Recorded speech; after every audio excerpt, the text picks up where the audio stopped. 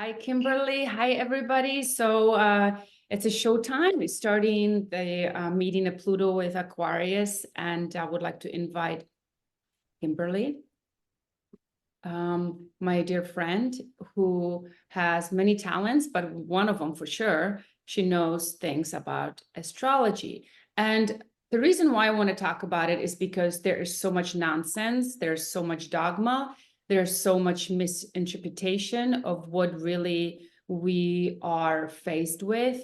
And it is one of the oldest, most ancient sciences, really, that have been assisting us in our evolution. It was one of those things that it was keeping us thriving, not just living, thriving. And for some reason, we had disconnected. We cut the umbilical cord from that kind of a existence, and it's time to reconnect it. So I would like to invite Kimberly. Hi. And she is a Hellenistic astrologer, intuitive astrologer. And if you don't mind putting the screen on with her information, Brandon, very quick. And it's kimberleymadden.com, and here's her email address. And of course, I will ask you later about what other way people can connect with you. So I will kind of start, if you don't mind, to just kind of introduce the nitty-gritty.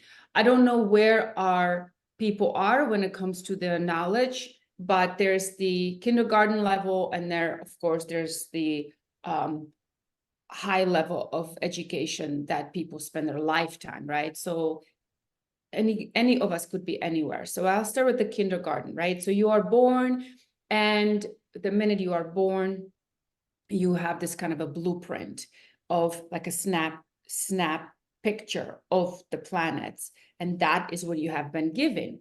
And that is the birth chart, right? So everybody kind of gets familiar, like, oh, I'm a Leo, or I'm an Aquarius. And they just get into that and they stop. Some of them will look at the other ones, but it's still so confusing. What I like about what we're presenting is more about the archetypal aspect of it, of how their personalities of these planets, these signs actually affect us, right? And how we can affect them. So what does this mean? I try to bring it more into earth, because I'm a Virgo, so I like to bring everything down to earth. So I thought about it as like a family, and you have Uncle Bob, and you have Aunt Mary, and then of course you have your siblings, and you have all that, and every single family member imprints you in some way, right? The mother, you are obviously very married in that relationship, because you are bathing in that waters for 9 months.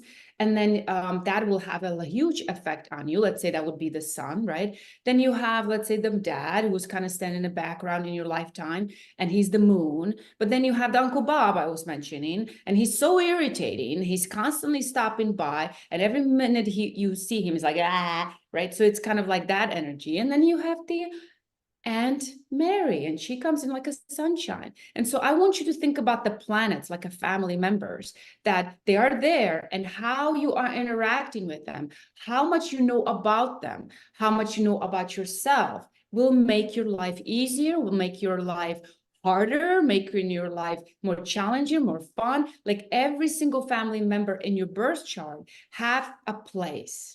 So this is kind of how I like to present it, because it's so much more palatable on the human level versus these abstract ideas that we don't know, like, okay, here's Mercury. What is Mercury gonna, how does that affect me? What is this transit with Pluto do to me today? So that's what you're going to be talking about. So that's the birth chart. Then we're talking about why would you want to know about it? Well, it will assist you in your life. It's kind of like I said, it is that somebody gives you the manual almost, and it's up to you if you read it or not and learn about it, right? And it gives you these gifts, it gives you challenges, it gives you even soul purpose if you choose to open the darn manual and read it. So then, of course, there's a little bit more about houses, right? We have 12 houses. I like to tell houses like a pizza pie. Every single house, 12 of them have a different flavor. So again, what kind of a pizza pie are you eating right now that is affecting you, right? So it's like the Hawaiian flair with the pineapple, or is it the spicy with the peppers? So again, it's like, it's good to know how the houses, how the pizza slices affecting you at this time. And then you have, what am I missing? Oh, the planets. I talked about that. That's the family members. And then you have the zodiac signs, right? So it is again archetypal. And it is also, it's almost like somebody says you are this, like you are the Virgo and you have this kind of traits. But everything is polarized, right? So it's all about, how do you want to show up? Take what you want out of it. Don't just say, oh, I am Scorpio, so I'm all about going down deep and doing the nitty gritty dark stuff. No, Scorpio is actually a beautiful sign too that people don't really know about. Or Gemini has a very bad rep too, right? Oh, it's the twin. They don't know what's going on. You know, it could be this or that. No, it's a beautiful, beautiful symbolism of a channel for the divine to run through them. So again, there's just so much that people don't know.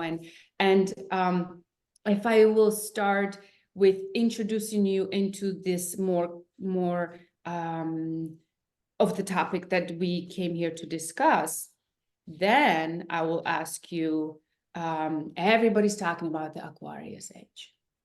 Here we are in the Aquarius age. What the heck does that mean? Hey. Ooh. I'm so glad to be here. I'm so glad that we are having this talk. There's been a lot of hype being in the Aquarius age for the longest time, stemming, a lot of people believed it was 2012. And some people thought it was even earlier. And we are definitely in the Aquarian age now, and that is very humanitarian.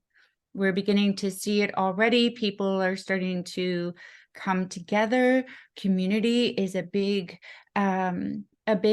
game changer for people. They're wanting to group together more. They're wanting to stand up for their belief systems more. They want to. What does that mean? Where were we before? Like, if we talk about it, we are in Aquarius age, and we feeling this community-wise, like waking up. Where were we before? We were in the Piscean age before. How did that?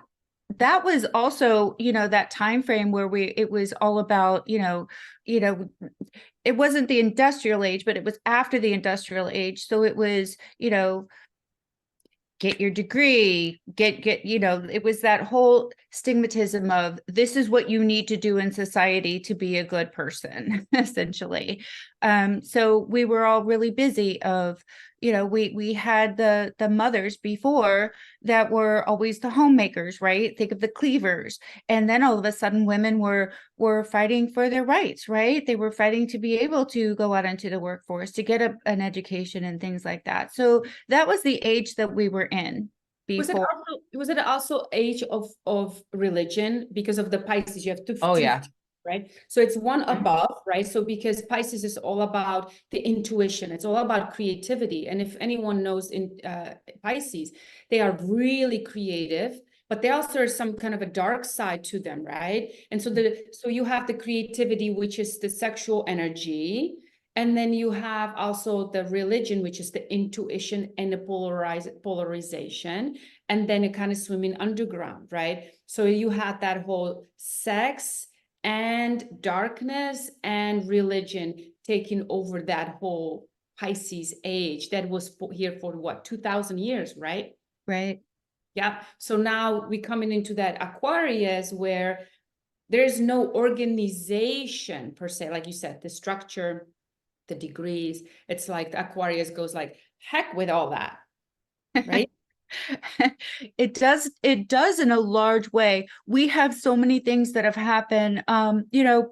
The modern ruler is Uranus, right? That's shock, awe, surprises, things you didn't see coming all of a sudden. Woo, here it comes. And that's also AI. So we're really seeing that in this age now of Aquarius, right? And with the standard ruler, there's two rulers, you know, the old time ruler, I shouldn't really say old time ruler, but Saturn is known as Father Time, is Saturn. And Saturn likes borders, boundaries, restrictions. Aquarius doesn't really like borders, boundaries, and restrictions, even though that's the ruler. So that's that kind of polarity where Aquarius is trying to think out of the box, but Saturn's trying to keep it in the box with structure. And then Uranus comes along and whoo, here we go. And that's kind of what the Aquarian age is like right now.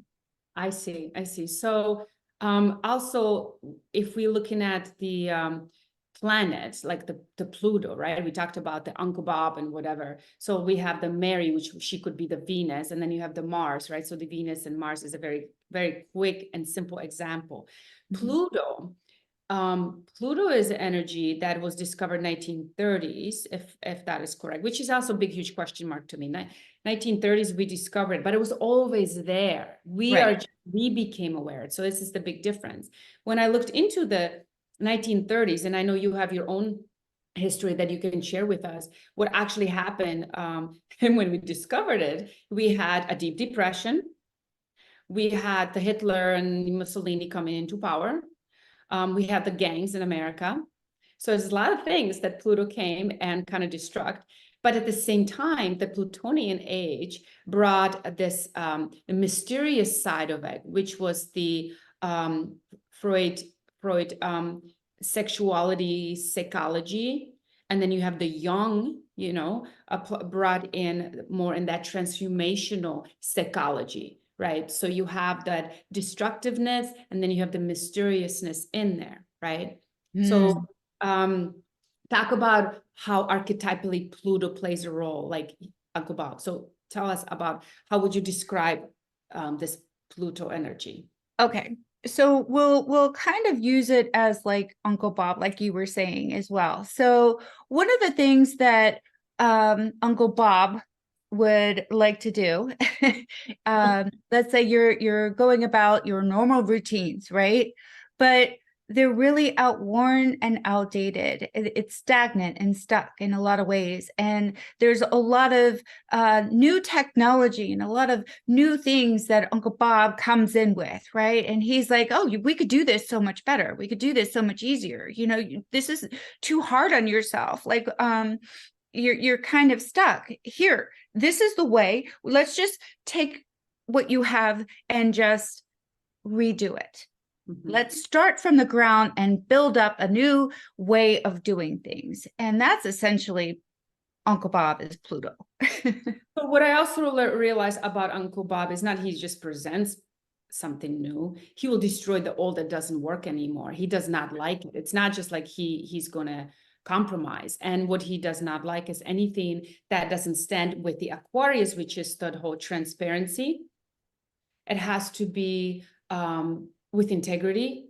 It has to have that kind of a bring it on the table. Everybody sees it. So any of the darkness, any of the manipulation, the greed of money, greed of kind of like being on top of the pyramid, all of that, that is what Uncle Bob doesn't like. He's like, no, here are the tools and everybody will use them and nobody's going to be doing this. And if you are one of those people who are thriving in that darkness of manipulation and greed, this is your last day. Count your as a last days, right? Because he will be knocking on your door very, very, very loudly. Yes, definitely. Pluto, you can see it already, what's happening now. One of the things about Pluto as well in Aquarius is very humanitarian. And when Pluto is seeing something that isn't right, that isn't fair, that is being restricted in a way that needs to be changed, and it is about community and people and coming together and fighting for what's right. And Pluto is helping that happen. So we're already seeing it with all the farmers right now all over Europe. Yeah, well, you were saying something. What about the farmers? What's happening?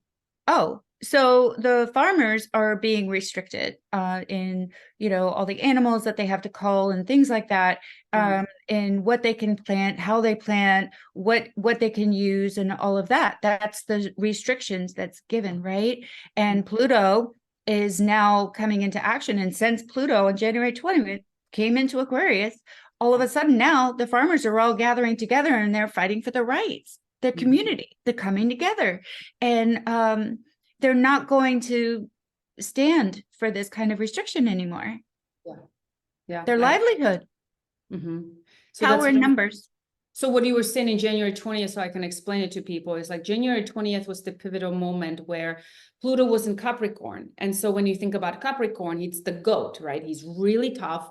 He's climbing the mountains over dead bodies. I always see it like he's going through dead bodies. He's going to get what he wants. And again, if you think of mountain, it's the pyramid, isn't it? So it is the industrial mindset of here's the workers and here's the top leader. And so January 20th was a pivotal moment where the Pluto stepped away from that to Aquarius, which means the pyramid is now gone. It's going to take time, but if you're not having one of those, you don't have to worry about it. But if you are one of those on top where you are trying to control and tell people what to do and not to do, it's not going to work. You are not being supported anymore by these other family members that were playing the role for 2000 years. So this is how that works, is that we can play, we do have a free will, true, and that's what's kind of a playing a role. I'll talk about it later.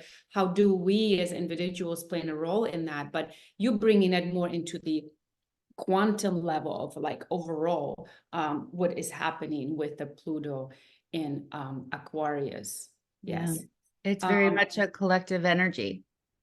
Yes. So when you're talking about the Aquarius, it's a water bearer, right? It's a symbol of a water bearer, but it's really air sign, which is kind of a funny, because if Brandon can show us the sign, it has like the water, but it's really not water, is it? No, it's more like airwaves. So no, not that one. It's just the Aquarian symbol. Yep, that one. So it is actually the electrical waves, because it is an air sign, and air is all about the thoughts, right? So if I always think about the thoughts are electric stimulation, like a light bulb, like, I have an idea, right? So that is the electrical aspect of Aquarius. It's their mind goes really, really fast and constantly, electric. It affects the nervous system in a very big way. People are struggling in my practice. They're struggling with their nervous system. It's going 100 miles an hour. So we need to slow down, which is not something Aquarius does. It's crazy. So and I'm just going to go in sideways. I can't help it. That's my background, but ground, the electricity, just like you have, any kind of electric, the cord, you have three things, right? You have two and then one on the bottom like that. So the bottom one is the grounding. So again, we have to ground. Why do I have balloons? Okay. We have to ground, otherwise we're going to burn down our electricity in our body. We literally feeling like it's something's coming over us, and we are going to the doctors like, I have an anxiety. It's the Aquarius, really, we feeling it. I cannot stress this enough. So going back into, it is the electric waves, and Aquarius governs the electricity, obviously, science, and AI, right? So now we have these two energies meet. Now we have this electric, very fast energy, and Pluto that is, trying to dig out deep stuff and bringing it to the surface. So tell us about, what does this look like as of now? Like you were talking about technical evolution, you were talking structure, and you were also, I saw here, the medical advancement. So tell us, like, what is actually the Aquarius now bringing in, and how does that two energies, how does that work?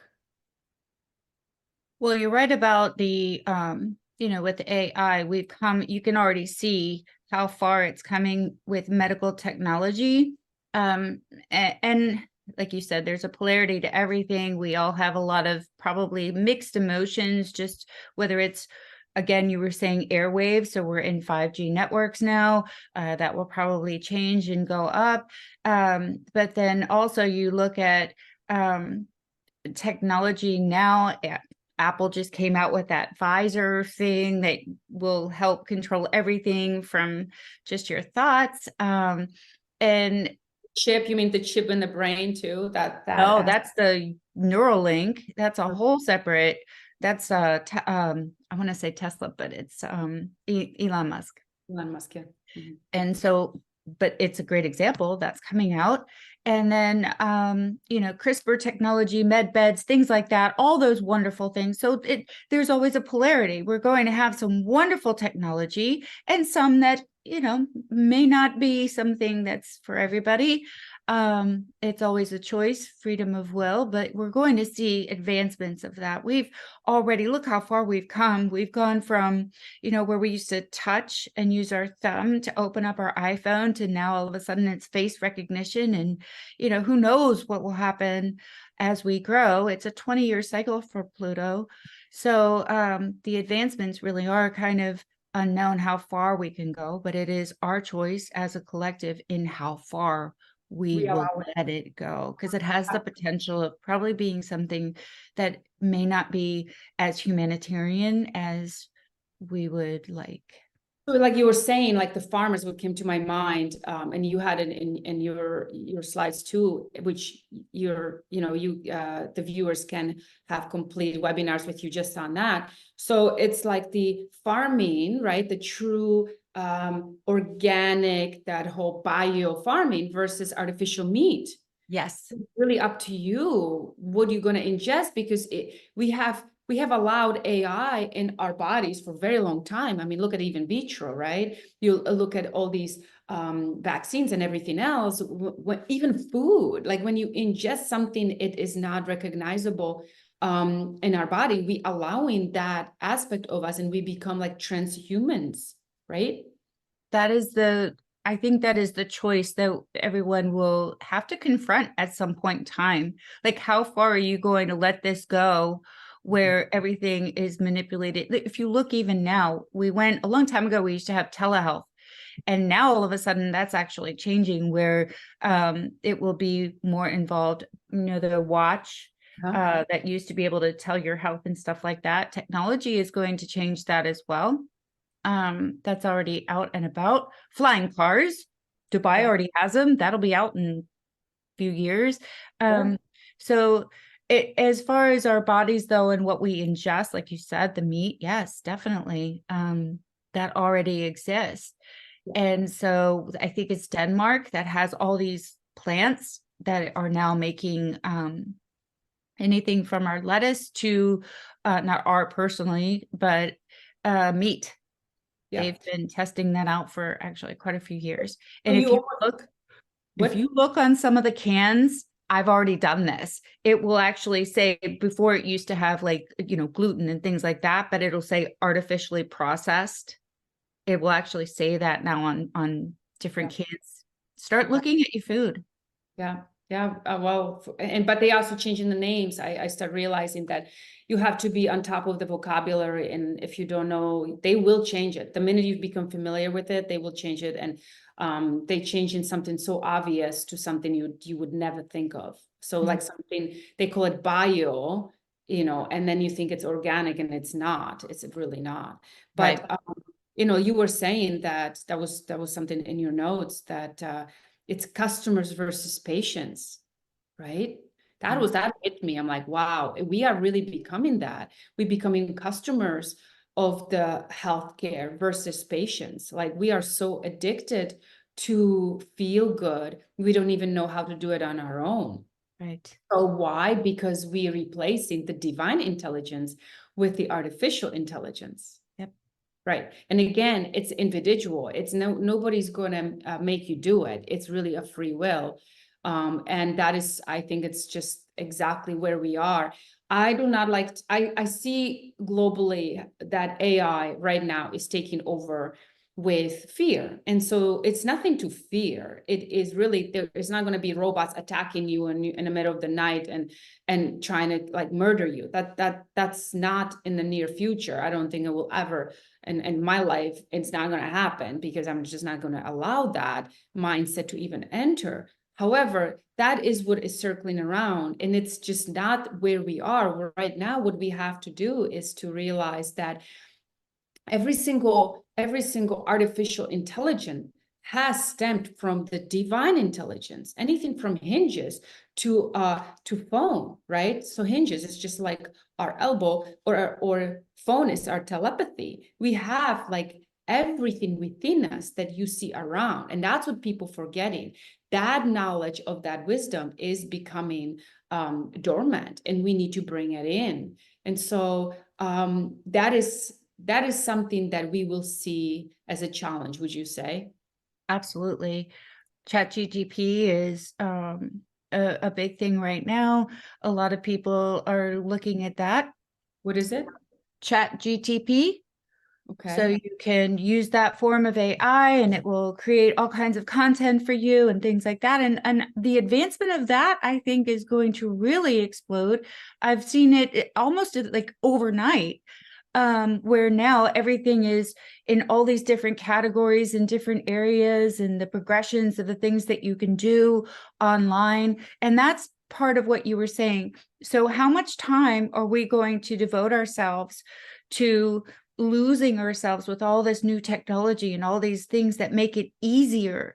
But if we succumb to that, then how are we, actually tuning into the health of our bodies by what you were saying, grounding? If we're up in the ether so much, we're not grounding. Exactly. And so the hiking, the nature, if we're always connected here, then we're not really being able to do what's healthy for our bodies. And that's what I think the potential is for us all to lose ourselves a little bit. I mean, nowadays you see everybody with like this on with their phones, right? How far is that going to go, especially with the visors? Are we going to walk around and see all these people with these visors everywhere? And if we look at it from the different element, and we see the beauty in the AI, which is, wow, I don't have to do any of this. Now I have all the time to devote myself to the spiritual aspect of myself. I could actually be so evolving and opening up the gifts of all those. I can't even like imagine what we have within us. So I would like to go back into the medical, because this is to me a very, very important part, where everybody is being challenged with the electricity, bombarding on them. That I see the beauty of the diagnosis. I really do. Like, before, you have one doctor practicing medicine, right? Practicing and hoping that he can figure out what's wrong with you in 7 minutes, right? So if you do go to the doctor with the AI technology, you have millions of doctors over many years combined into this particular device, and will be able to diagnose you with much more accuracy. But then stop. Like, don't give your power anymore. Once you figure out what is actually the challenge, then take the control back in you and know that your body is able to heal. Now you got direction, how? But if you start going to all these other elements of healing, you are becoming, again, like a robot, and you are thinking, I need that device in order to survive. And that is so far from it. We have herbs, we have plants, we have, like you said, water, we have air, we have all of these things. You do in Kundalini, you know about the breath, simple breath techniques, holy mackerel, like what oxygen can do to your body, what water, beautiful water, can do, what herbs. I mean, there's so many wonderful people now on the internet sharing their gifts for free, really. I mean, these herbs are costing pennies, versus med beds and oxygen beds and all the other things. They cost hundreds of dollars. So again, this is the choices that people have to make, is that are you trusting yourself that you are capable of healing yourself? Go utilize it and bring the power back in you. Mhm. Would you say that's it? So I see it that we are having a challenge, but at the same time, it's a great opportunity that Pluto is with Aquarius. How long are we gonna have this kind of a marriage going on? Mm. Well, there's two things I can answer that with. Number one, it will leave in September and go back into Capricorn. I forgot a few things, so it needs to go back. Oh no. And then in November, oh, you can see it on the screen, November 19th is when it will finally stay put in Aquarius until 2044. Okay. So, And then Brandon, can you put the other one the about Aquarius with the 3 paragraphs that was really nicely put together by Kimberly? That one document, the Aquarius concepts. Yeah, that one. So if you want to even kind of go over that, so you have those three things. sure, a little bit. This elaborates a little bit on what we discussed. So Aquarius is very humanitarian, thinking of the other. And this is about reforming society, different ideas working together in friendship, creating greater freedom. That was kind of what we discussed about so far, what we've already seen last year. We had a little dip into Aquarius, and next thing you know, there's the truckers that are, going through Canada and all over the place. Now we have the farmers. So we also have in Texas, which is very interesting. I would love to talk about that a little bit. As far as freedom, people want their freedom, right? So it really is about the things that we no longer want to take hold of us anymore and allow others to control anymore, because we know it's not right. It's not fair. Yeah. And with Pluto coming in, he just wants to have everything, break down for the structures that were in place that inhibited people to truly have that freedom. And so Pluto is going to come in and say, all right, this is done, over with. Let's just tear it all down and start fresh, start new. And one of the things in society too, with technology, you and I were discussing as well, in science, we're going to make such great strides. And truthfully, along the years we have, but now AI, in a blink of an eye, can come up with a solution to something. Like I mentioned, ChatGPT, if you type it in, bam, all of a sudden you have all the information and answers, and it's all done for you, just like that. And that is what AI is going to be doing as well for the medical diagnosis, like you were mentioning. It won't be any longer where we go from one place, a free referral to another place, instant diagnosis. And then what we choose to do with our own bodies, that's our freedom, our free will, and how we know what to do. We don't want to lose our ancestral knowledge, things that have stood the test of time, herbs and things like that you said. But it's going to have us be aware of different organizations, different groups, different activities, different technologies that are out there that are actually going to give us the changes needed, answers to our current problems, and things are going to come to the surface on a multitude of levels. And with Pluto, it will help us see, where can we, like Uncle Bob, where can we do better? Where can we grow? Then now with Pluto, he doesn't do it gradually. He does it rather suddenly. So there's that Uranus perspective of Aquarius. This is all with Pluto and Aquarius that I'm speaking. It's very future oriented, and it's really an interesting dynamic where Pluto is with Aquarius right now. There's so much to be said right now, because this is the beginning point. It's that 0 degree point. Pluto's a little bit further than that now, but all these other planets are starting to come in. We just had Mercury come into Aquarius with Pluto having a little conversation, right? So this is all new and beginning, where each planet has to come through at the 0 point and meet with Pluto. So every planet is going to have a little discussion with Pluto on how to move forward, right? And then it will bring it along that slice of pie, like you said, and talk with every other area, every other sign per se. So with that future-oriented thought process and perspective that is that Aquarian energy, Pluto is going to take a long time to make this transition happen, because even though Pluto is sudden, everything takes time. Yes. To digest. So It happens, but then you have to digest that. correct. Thank you. And Yes. it takes a while, 248 years for Pluto. Yeah. And we've never had this happen before. So we don't really know exactly what is going to be in the mix. And we talked about this a little bit. I would hate for people to it was such a big topic in the very beginning of January 20th, which is why we chose now, because whatever happened before doesn't mean it's going to happen again. We know how Pluto works. I could give a great example for how Pluto works, and it's a very positive one. I had that kind of transition. My garage burnt down to the ground. I lost almost everything. I wound up, and that's a Pluto energy, right?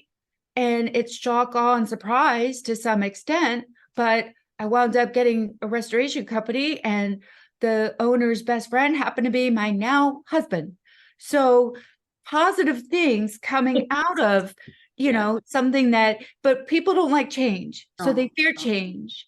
But this is not something to fear. It's actually great because it's breaking up anything that was kind of like mundane, stuck, and stagnant, right? This is, if you think about it, what you think about, you bring about. So the important thing is to understand that Pluto isn't trying to tear up your life. It's trying to bring you something new. So it is really more about wisdom versus fear, just be really wise about it. So we are going into the end of this session. So you gave us a bonus gift for everyone, and I wanted to kind of like explain it a little bit. So we talked about those 12 pies, 12 pieces of pie, the pizza pies. And so each individual should look where the Pluto planet is on their chart. So how do they do that? You have a website that can assist them with that, right? Yes, I do. If you go to KimberleyMadden.com and scroll all the way down to the bottom, you do have to sign up for my newsletter for it. It's a free gift that I offer, for signing up for my newsletter. But anyways, if you do that, it'll immediately give you a whole breakdown of where you would fill out your name, fill out your birth information, your date, your time of birth, and your place of birth. And then when you put that information, immediately a whole thing pops up and it'll tell you exactly where Pluto is. Or you can go to astro.com, astro.com, and it's a little more intricate, but if you just go to natal chart and click on that, it will come up to that. And yes, it's down there now on the thank you for putting that in the chat for anybody to look at. It's a little more intricate in getting to that point of, if you were to be on my website with all the information. I do use a very specific house system. I am a Western tropical whole sign house astrologer, Hellenistic astrologer. But please try not, whatever you do, to click on Placidius. That will get very confusing. Yeah, I would strongly recommend people do at least one session a lifetime with astrology. Yes. It would really get you, even like soul purpose. I think it's so important. People struggle. If you have your purpose in life becomes so much easier because you know what the heck you're doing. Like, why are you here? So and astrology will, and it's not like you saying it. It's in your birth chart. It was been given to you by you know, by the universe, if you want to call that. So thank you all for that. And if you know, if you miss all this information, we will be sending a newsletter the next 48 hours with this link of this video, plus the bonus gift that will be each of the houses with the Pluto, how that affects you, because it's really good to know. You will be like, oh, that's why I feel the way I feel. It's just kind of like an aha moment. So we have a next session of the webinar series. We will talk about eclipses, right? Because they are really powerful tools for us as well. So that will be on March 4th. And I'm also starting a virtual series about healing pathways, Journey of You, based on my book. So I feel like people still need to kind of get their health in order before they start entering into that AI, because otherwise they're going to take a big, huge leap of faith in that world without really knowing what to do. So thank you, Kimberly, for Thank you. all that. That was a lot of fun. I learned a lot. And we will see you on March 4th.